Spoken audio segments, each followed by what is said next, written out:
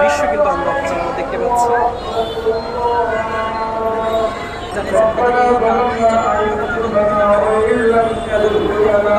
চলমান আন্দোলন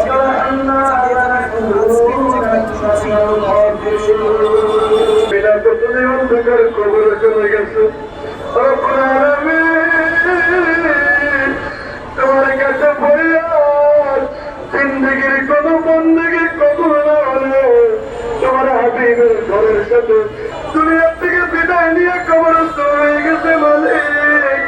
আল্লাহ কবরটাকে জান্নাতের বাগান বানিয়ে দাও।